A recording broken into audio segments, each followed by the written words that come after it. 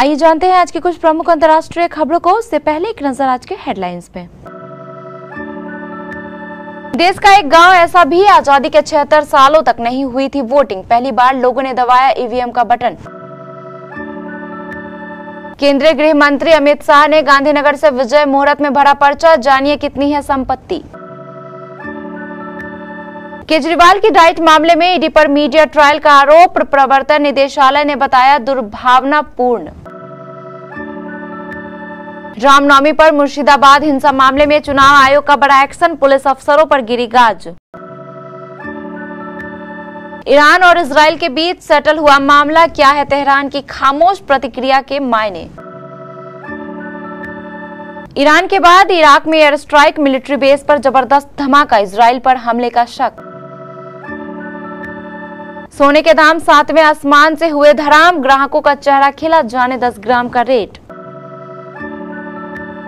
आरती सिंह की शादी की रस्में हुई शुरू, भाभी कश्मीरा शाह ने रखा ब्राइडल सावर, तो गेस्ट लिस्ट में शामिल हुए ये सितारे। और लखनऊ ने धोनी की चेन्नई को अदब से हराया, केएल राहुल ने बनाया ऐसा रिकॉर्ड, थाला भी छूटे पीछे।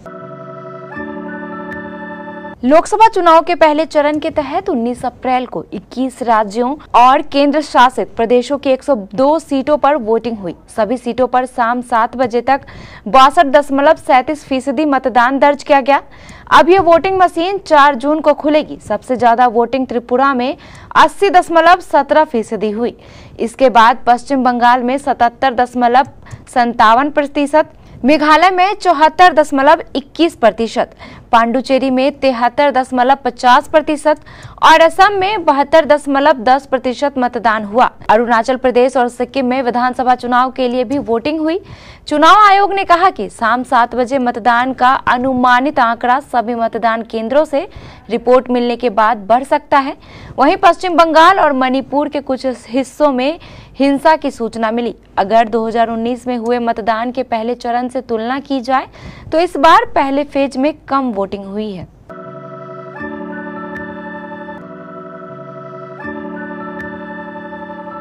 हमारे देश को आजादी मिले 76 साल हो चुके हैं।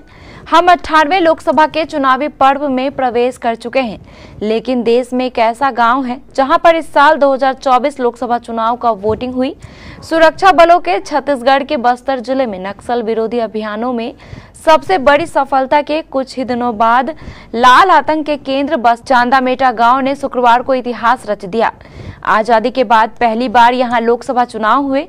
कभी नक्सलियों का गढ़ माने जाने वाले इस गांव में लोकसभा के पहले चरण में 162 महिलाओं समेत 325 पंजीकृत मतदाताओं ने पहली बार लोकसभा उम्मीदवार चुनने के लिए मतदान किया। गौरतलब है कि चांदामेटा में सुरक्षा कर्मियों द्वारा एक शिविर स्थापित करने से निवासियों को अपनी सुरक्षा का भरोसा मिला। वे बिना किसी डर के लोकतांत्रिक अधिकार का प्रयोग करने के लिए घर से बाहर निकले। 2024 लोकसभा चुनाव के लिए केंद्रीय गृह मंत्री अमित शाह ने गुजरात की गांधीनगर लोकसभा सीट से अपना नामांकन दाखिल किया है। अमित शाह ने 19 अप्रैल को नामांकन के आखिरी दिन 12:39 पर विजय मुहूर्त में पर्चा दाखिल किया। इस मौके पर मुख्यमंत्री भूपेंद्र पटेल और उनकी पत्नी सोनल शाह भी मौजूद रहीं। 59 साल के अमित शाह दूसरी बार गांधीनगर की सीट से लोकसभा का चुनाव लड़ रहे हैं। शाह ने अपने नामांकन में अपनी संपत्ति का ब्यौरा दिया है। शाह ने चुनावी हलफनामे में अपनी आय का ब्यौरा भी दिया है। इसमें उन्होंने बताया है कि उन्हें 2022 से 23 में 75.9 लाख रुपए की आय हुई।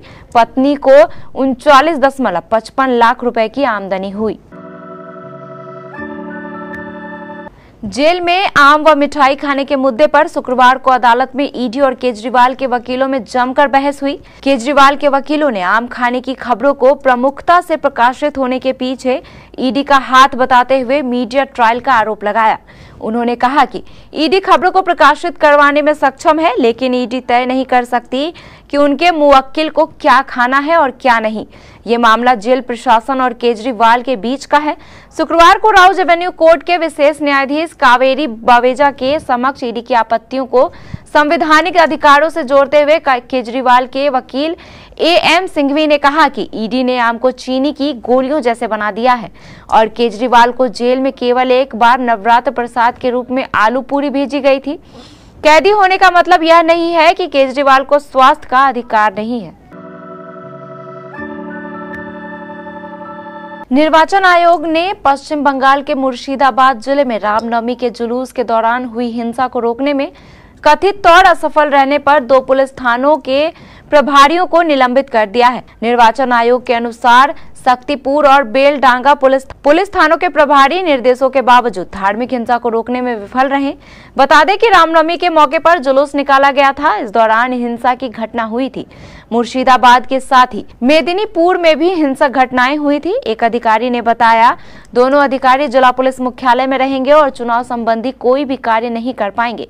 संबंधित अधिकारियों को दोनों अधिकारियों के खिलाफ आरोप पत्र दाखिल करना चाहिए। उन्होंने कहा कि निर्वाचन आयोग ने मुख्य निर्वाचन अधिकारी से उनके स्थान पर नियुक्ति के लिए नाम भेजने को कहा है। पश्चिम बंगाल में रामनवमी के अवसर पर 2 जगह हिंसा हुई थी।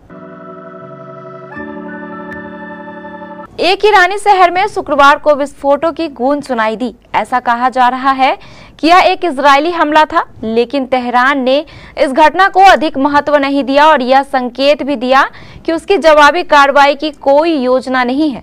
इस प्रतिक्रिया के पीछे मकसद क्षेत्र व्यापी युद्ध को रोकना था।